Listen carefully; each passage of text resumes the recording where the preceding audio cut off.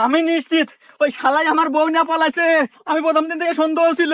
এ কাকা, কি হয়েছে? কেটো কাক নিয়ে পলাইছে? ওরে বাস্তা রে, আর কোশ না বাস্তা, আমার মনে হয় বিশাল বড় সর্বনাশ হয়ে গেছে বাস্তা। আমিও যে এনজিও থেকে লোন হচ্ছিলাম, ওই শালাই মনে হয় আমার বউ নিয়ে পলাইছে। ওই যে এনজিওর নাম হচ্ছে নিয়া পালাই। কি কি কি কাকা, কি নাম কইলে আবার কও তো? ভাইস্তা, নিয়া পালাই। কাকা আপনার মারা সারা। আচ্ছা, ওই এনজিওর সাহেব কি চিকনা চাকনা উঁচা লম্বা কালো করিয়া? হ্যাঁ বাস্তা, তুমি চিনলা কে বইরা? আরে কাকা, আমি এই মাত্র চাষটলে চা খেয়ে বের গেছিলাম, পত্রিকায় দেখি ওর ছবি বেরোছে। ও নাকি বিভিন্ন সময় বিভিন্ন রূপ ধরে অনেক এলাকায় ঢোকে, ঢুকে ব্যবসার কথা কয়া মানুষের বউ পটায়, পটায় বিদেশ পাচার করে দেয়। ইয়ে বাস্তা, আমি কি তালি বুড়া বয়সে বউটা হারাইলাম?